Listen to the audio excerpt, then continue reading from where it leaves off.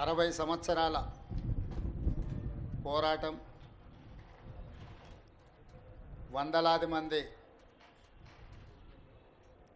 విద్యార్థుల ఉద్యమకారుల త్యాగాల ఫలితం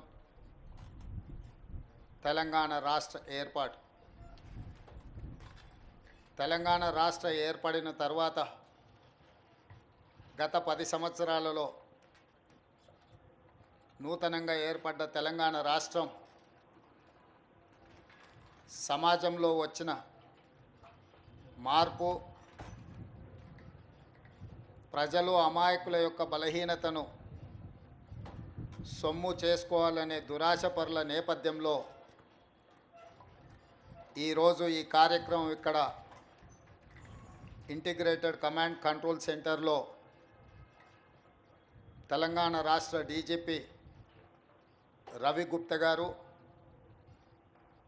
Telangana anti narcotics bureau chief Sandeep Shandilya గారు, సైబర్ క్రైమ్ అధికారులు, హైదరాబాద్, సైబరాబాద్, రాచకొండ కమిషనరేట్ల కమిషనర్లు, ఇతర పోలీస్ అధికారులు నూతనంగా ఏర్పడ్డ ప్రభుత్వం దృష్టికి వివిధ అంశాలను, నూతన సవాళ్లను ప్రభుత్వ దృష్టికి తీసుకురావడం జరిగింది. పోలీస్ వ్యవస్థలో పోలీస్ విభాగమే కాకుండా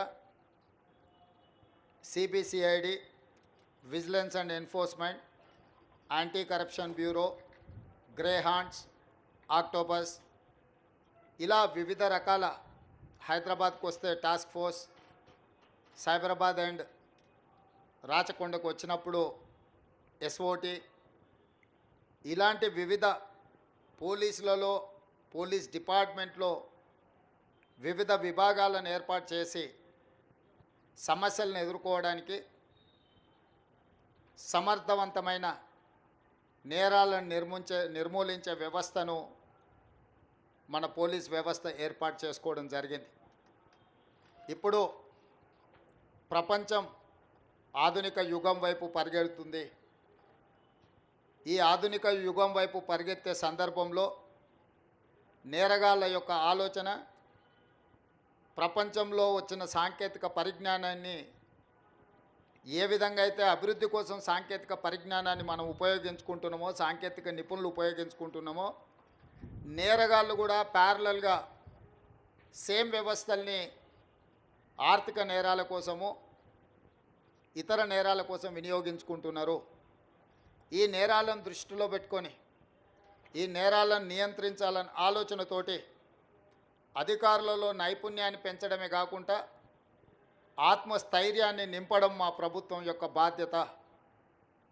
ఈ నేరాలను నియంత్రించే క్రమంలో ఇందులో పనిచేసే సిబ్బందికి కానీ, అధికారులకు కానీ అవసరమైన అన్ని వసతులను ఏర్పాటు చేయడం అనేది ప్రభుత్వం తీసుకోవాల్సిన బాధ్యత.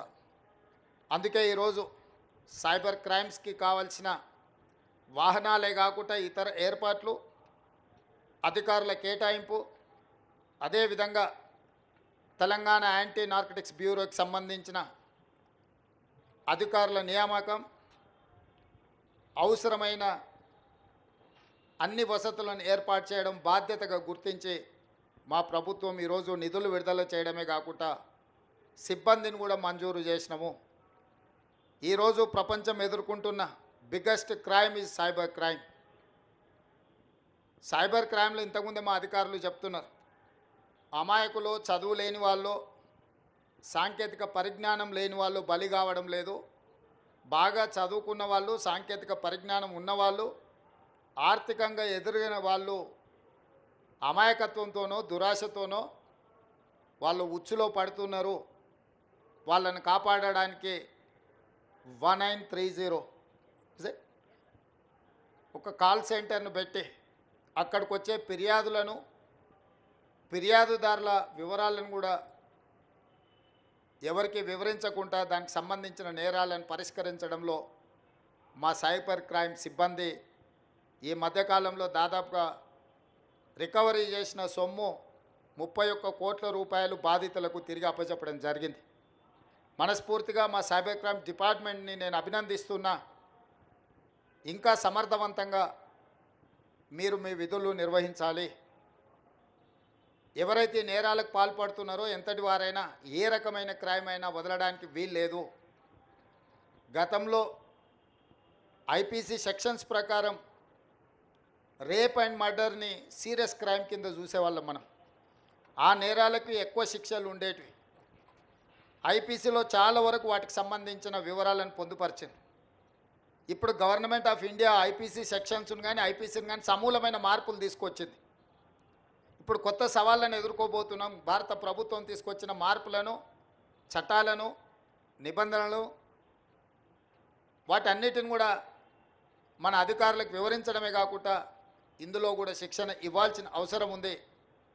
ఆనాడు రాజ్యాంగం రాసుకున్నప్పుడు తీవ్రమైన నేరానిక మర్డర్స్ని కానీ రేపులను కానీ మేజర్ సమస్యల కింద చూసాను. ఈరోజు సైబర్ క్రైమ్ వాటికంటే పెద్దదిగా మారింది. డ్రగ్స్ మహమ్మారి, హత్య జరిగితే ఒకే వ్యక్తి చచ్చిపోవచ్చు, కానీ డ్రగ్స్ బానిసలైతే కుటుంబాలు, వ్యవస్థనే బలహీనతమైపోయి తెలంగాణ అంటే ఉద్యమాలకు వేదిక, పోరాటాలకు స్ఫూర్తి, పౌరుషానికి మారుపేరు. ఈ ప్రాంతంలో ప్రజా సమస్యల మీద, సామాజిక అసమానతల మీద పోరాటాలు చేసిన ప్రాంతం ఇది. దురదృష్టవశాత్తు గత 10 సంవత్సరాల నిర్లక్ష్యం వల్ల ఈరోజు గల్లీ గల్లీలో గంజాయి దొరికే పరిస్థితి వచ్చింది. ఇవాళ ఎక్కడ చూసినా కాలేజీలలో లేదా ఇతర ప్రాంతాలలో డ్రగ్స్ అనేది విచ్చలవిడిగా ఈరోజు అమ్మే పరిస్థితి వచ్చింది. వీటిని నియంత్రించడానికి సంపూర్ణంగా మా అధికారులకు అధికారం ఇచ్చినాం. అదేవిధంగా సిబ్బందిని కేటాయించినాం. వాళ్ళకు స్ఫూర్తి కలిగే విధంగా మా ప్రభుత్వం వాళ్ళకు అండగా నిలబడుతుంది. ఈరోజు శ్రీమంతులో లేకపోతే కొద్దిమంది వ్యక్తులు బలి కావడం లేదు. మధ్యతరగతి వాళ్ళు, పేదవాళ్ళ పిల్లలు కూడా ఈరోజు గంజాయికి బానిసలై గంజాయి మత్తులో నేరాలు జరుగుతున్నాయి. ఈ మధ్యకాలంలో చిన్నపిల్లల మీద జరుగుతున్న దాడులు, దాని వెనకాల కారణాలు చూస్తే ప్రధానంగా గంజాయి లాంటి మాదక ద్రవ్యాలు వాడిన వాళ్ళే ఈ నేరాలకు పాల్పడుతున్నారు. ఈరోజు ఈ నేరాలను నియంత్రించాలి. మళ్ళీ తెలంగాణలో ఉద్యమ స్ఫూర్తిని నింపాలి. తెలంగాణ అంటే సమస్యల మీద పోరాటం చేసే గడ్డ. తెలంగాణ ప్రాంత యువకులు దేనికి బానిసలు గారు? సమస్యల మీద పోరాటం చేసే సమర్థులు. తెలంగాణలో ఉన్న యూనివర్సిటీలు, విద్యాలయాలు సమస్యల పరిష్కారం కోసం, సామాజిక అసమానతల తొలగింపు కోసం పనిచేసే విధంగా వీటిని తీర్చిదిద్దాలి అని చెప్పి మా ప్రభుత్వం నిర్ణయించుకున్నది. అందుకే ఈరోజు సైబర్ క్రైమ్ అధికారులకు, తెలంగాణ యాంటీ నార్కోటిక్స్ బ్యూరోకి సంబంధించిన అధికారులకు నేను సూచన చేస్తున్నా. ఈ నేరాలను సమర్థవంతంగా నియంత్రించండి. ఇందులో సమర్థత ప్రదర్శించిన వాళ్లకు మీకు ప్రమోషన్స్ ఇచ్చే బాధ్యత మా ప్రభుత్వం తీసుకుంటుంది. గతంలో అంతర్జాతీయ తీవ్రవాదులను, టెర్రరిస్టులను పట్టుకుంటే అందులో కీలక పాత్ర పోషించిన అధికారులకు పదవి ఉన్నతి కల్పించేవాళ్ళు. ఈరోజు ఈ వేదిక మీద నుంచి మా అధికారులకు, ముఖ్యంగా మా డీజీపీ గారికి నేను ఆదేశాలు ఇస్తున్నా. సైబర్ క్రైమ్లో నైపుణ్యం ప్రదర్శించి నేరగాళ్లను పట్టుకున్న వాళ్లకు, అదేవిధంగా తెలంగాణ యాంటీ నార్కోటిక్స్ బ్యూరోలో పనిచేసిన అధికారులు డ్రగ్స్ రాకెట్ను పట్టుకున్న, గంజాయి రాకెట్లను పట్టుకున్న, పెద్ద పెద్ద వాటిని వాళ్ళు పట్టుకున్నప్పుడు వాళ్లకు నగదు బహుమతితో పాటు పదవి ఉన్నతి కూడా కల్పించడానికి అవసరమైన విధి విధానాలను మీరు తయారు చేయండి. ప్రభుత్వం శాసనసభలోనే చర్చ చేసి దీనికి సంబంధించిన చట్టాన్ని చేద్దాం.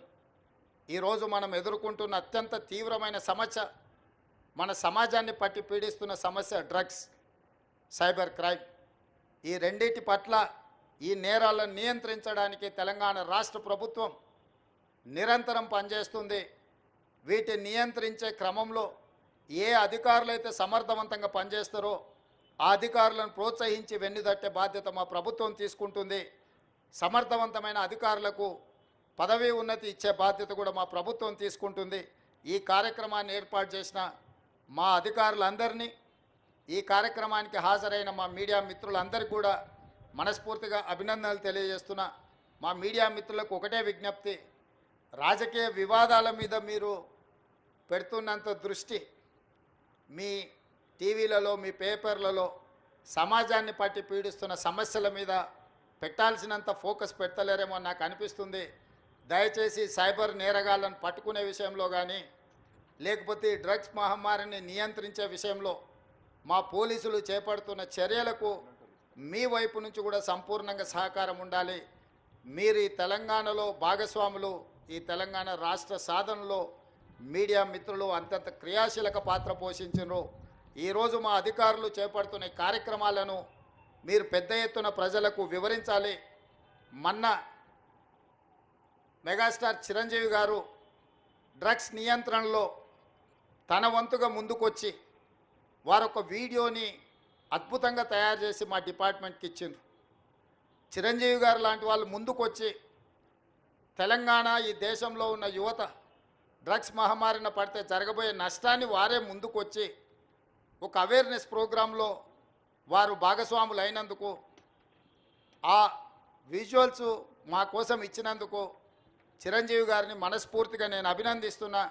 సినిమా ఇండస్ట్రీలో ఉండే ప్రముఖులకు కూడా నా సూచన, మీ కొత్త సినిమాలు రిలీజ్ అయినప్పుడు టికెట్ ధరలు పెంచుకోవడానికి జీవోల కోసం ప్రభుత్వాల దగ్గరకు వస్తున్నారు, కానీ సామాజిక సమస్య అయిన సైబర్ క్రైమ్ డ్రగ్స్ నియంత్రణలో మీరు మీ సామాజిక బాధ్యతను నెరవేర్చడం లేదు అని మా ప్రభుత్వం భావిస్తుంది. నేను మా అధికారులకు సూచన చేస్తున్నా, రేపు ఎవరైనా కొత్త సినిమా రిలీజ్ అవుతుంది, సినిమా ధరలు పెంచాలి అని ప్రభుత్వం దగ్గరికి అప్లికేషన్ వస్తే వాళ్ళు డ్రగ్స్ నియంత్రణ సైబర్ క్రైమ్ నియంత్రణలో ఒక అద్భుతమైన వీడియో ఫుటేజ్ను ఆ సినిమాలో ఏ స్టార్స్ ఉన్నారో అదే స్టార్స్తో వాళ్ళు ఒక ప్రోగ్రాం మనకు చేసి ఇవ్వాలి. అది ప్రీ కండిషన్. నేను స్పష్టంగా మా అధికారులకు ఆదేశిస్తున్నాను, ఎంత పెద్దవాళ్ళు ఎవరు వచ్చి మనల్ని రిక్వెస్ట్ చేసినా వాళ్ళు సైబర్ క్రైమ్కు సంబంధించి డ్రగ్స్ నియంత్రణకు సంబంధించి ఆ సినిమాలో నటించిన తారాగణం, ఆ సినిమా ప్రొడ్యూసర్స్ 1.5-2 minutes నిడివిగల ఈ సమాజాన్ని పట్టి పీడిస్తున్న వీటికి వ్యతిరేకంగా వాళ్ళు మనకు వీడియో విజువల్స్ తీసుకొచ్చి ఇస్తేనే వాళ్ళకి ఏమైనా వెసులుబాటు సౌలభ్యాలు ఇవ్వాలి. ఎందుకంటే సమాజం నుంచి ఎంతో వాళ్ళు తీసుకుంటున్నారు, సమాజానికి వాళ్ళు కొంతైనా ఇవ్వాలి, అది వాళ్ళ బాధ్యత. అట్లా కాకుండా మేము 100 కోట్లు పెట్టుబడి పెట్టిన మా సినిమాకు మేము టికెట్లు పెంచుకొని మేము సంపాదించుకుంటామన్న ఆలోచన ఏదైతుందో మంచిదే, మీ వ్యాపారం మంచిదే, కానీ సామాజిక బాధ్యత డ్రగ్స్ నియంత్రించకపోతే, ఈ సైబర్ క్రైమ్లను నియంత్రించకపోతే ఈ సమాజమే నిర్వీర్యం అవుతుంది. ఈ సమాజాన్ని కాపాడాల్సిన బాధ్యత, ఈ సమాజానికి సహకరించాల్సిన బాధ్యత సినీ పరిశ్రమ మీద ఉన్నది. కాబట్టి ఎవరైతే ఏదైనా ఈ ప్రభుత్వం నుంచి ఏదైనా సహకారం కావాలి అని వస్తే వాళ్ళు సమాజానికి సహకరించాలి. ఇది ఒకటే మా ప్రీ కండిషన్. మా అధికారులకు కూడా నేను సూచన చేస్తున్నా. And at the same time మా సైబరాబాద్ కమిషనర్ అవినాష్ మహాంతి గారికి కూడా నా సూచన, ఎందుకంటే మ్యాక్సిమం సినిమా షూటింగ్స్ మీ ప్రాంతంలోనే అవుతాయి లేదా రాచకొండలో అవుతాయి. వాళ్ళు సినిమా షూటింగ్లకు పర్మిషన్కి వచ్చినప్పుడు మీరు ఈ రిక్వెస్ట్ను వాళ్ళ ముందు పెట్టండి. వాళ్ళు ఏమన్నా సినిమా తీసుకొని, కానీ ఆ సినిమాలో ఉన్న తారాగణంతో ఈ డ్రగ్స్ నియంత్రణ కోసం, సైబర్ క్రైమ్ నియంత్రణ కోసం 1.5-2 minutes నిడివి కలిగిన చిత్రాన్ని మనకు ఒకటి వాళ్ళు తయారు చేసి మనకి ఇవ్వాలి. అట్లా ఇచ్చిన వాళ్లకు ప్రత్యేకంగా రాష్ట్ర ప్రభుత్వం వెసులుబాటు కల్పిస్తుందని మీరు చెప్పాలి, వాళ్ళకు సూచన చెయ్యాలి అని చెప్తూ, రాష్ట్రంలో ఉండే అన్ని థియేటర్ల యజమానులకు కూడా నేను ఐఎన్పిఆర్ డిపార్ట్మెంట్కి ఈ వేదిక మీద నుంచి ఆదేశాలు ఇస్తున్నా. ప్రతి సినిమా థియేటర్లో తప్పకుండా సినిమా ప్రారంభానికంటే ముందు సైబర్ క్రైమ్కు సంబంధించి, డ్రగ్స్ నియంత్రణకు సంబంధించి న్యూస్ రీల్ల రూపంలో ఉచితంగా మీరు ప్రదర్శించాల్సిందే. అట్లా ప్రదర్శించిన థియేటర్లకే భవిష్యత్తులో అనుమతుల విషయంలో కానీ ఇతర విషయంలో కానీ ప్రభుత్వం సహకరిస్తుంది. నేను చిన్నగా ఉన్నప్పుడు ఎప్పుడు సినిమా థియేటర్కి వెళ్ళినా ప్రధానమంత్రులు, ముఖ్యమంత్రుల విదేశీ పర్యటనలు లేకపోతే తీసుకున్న గొప్ప కార్యక్రమాలకు సంబంధించిన వాటిని చూపించేది. ఇప్పుడు ఆ సామాజిక బాధ్యత నుంచి సినిమా పరిశ్రమ, సినిమా థియేటర్ల యజమానులు ముందుకు రావడం లేదు. వాళ్ళందరితో కూడా మీరు ఒక సమావేశాన్ని ఏర్పాటు చేసి INPR department, police department, fire safety department మీరు అందరు కలిసి థియేటర్ల యజమానులను, సినీ పరిశ్రమకు సంబంధించిన ప్రముఖులను పిలిపించి ఒక ప్రోగ్రాం ఏర్పాటు చేసి వాళ్ళతో చర్చించి మన ప్రభుత్వం యొక్క ప్రతిపాదనను వాళ్ళకి వివరించి తర్వాత వాళ్ళతో నాకు ఒక సమావేశాన్ని ఏర్పాటు చేయండి. మన ప్రభుత్వం యొక్క ఆలోచనను, విధానాన్ని వాళ్ళకి చెబుదాం, వాళ్ళ సహకారం తీసుకుందాం. వాళ్ళతో పాటు మా మీడియా మిత్రులకు కూడా మీరు కూడా అప్పుడప్పుడు మీ టీవీలల్లో, మీ పేపర్లల్లో సోషల్ రెస్పాన్సిబిలిటీ కింద ఎట్లయితే కార్పొరేట్ కంపెనీలు సిఎస్ఆర్ ఫండ్స్ అభివృద్ధి కోసం ఇస్తుండ్రో, సోషల్ రెస్పాన్సిబిలిటీ కింద మా టీవీ ఛానల్ మిత్రులను కూడా అప్పుడప్పుడు ఉచితంగా ఈ యాడ్స్ను మీరు ప్రదర్శించండి. ఎందుకంటే ఇది ఎవరి కోసమో కాదు, సమాజం కోసం, సామాజిక బాధ్యతతోనే మనం చేపడుతున్న బాధ్యత.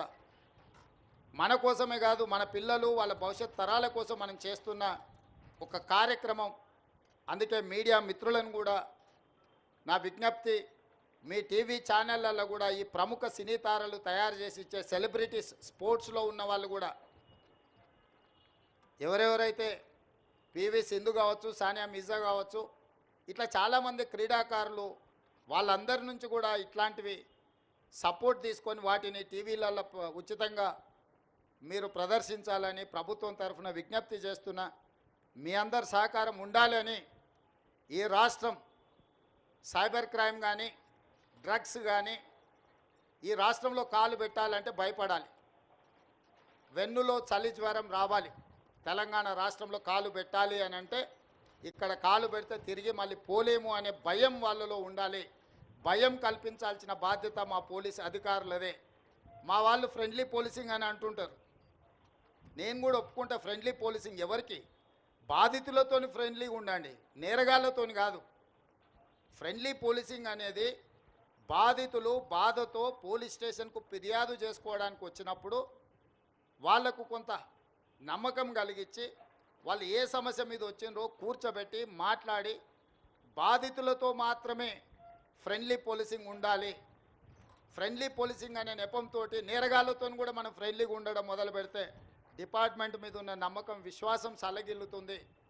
కాబట్టి ఫ్రెండ్లీ పోలీసింగ్లో కూడా మీరు ఈ రెండింటికి మధ్యలో ఉన్న వ్యత్యాసాన్ని గుర్తించి అధికారులు కూడా ముందుకు వెళ్ళాలి అని సూచన చేస్తూ మీ అందరి దగ్గర సెలవు తీసుకుంటున్నా. ధన్యవాదాలు మిత్రులారా. ధన్యవాదాలు సార్. ఇప్పుడు సైబర్ సెక్యూరిటీ బ్యూరో మరియు టీ న్యాప్ తరఫు నుంచి గౌరవనీయులు ముఖ్యమంత్రి గారికి జ్ఞాపిక బహుకరణ. అనేక ధన్యవాదాలు సార్. ఈరోజు ప్రభుత్వం యొక్క లక్ష్యాలని సుస్పష్టంగా మీరు అందరికీ తెలియజేశారు. సిఎస్ఆర్ మాదిరిగా ఎంఎస్ఆర్, మీడియా సోషల్ రెస్పాన్సిబిలిటీ అనే కొత్త ఒరవడికి ఈరోజు మీరు నాంది పలికారు. సినిమాటోగ్రఫీ అనే సబ్జెక్టు హోమ్ సెక్రటరీ గారి పరిధిలో ఉంటుంది కాబట్టి ఈరోజు తమరి సూచనల్ని మా హోమ్ సెక్రటరీ గారు కూడా విన్నారు. త్వరలో తమరితో ఆమోదం తీసుకున్న తర్వాత సినిమా ఇండస్ట్రీ పట్ల ఏ విధంగా చేయాలి అనే దాన్ని ఆదేశాలు జారీ చేస్తారు. ధన్యవాదాలు సార్. జై హింద్.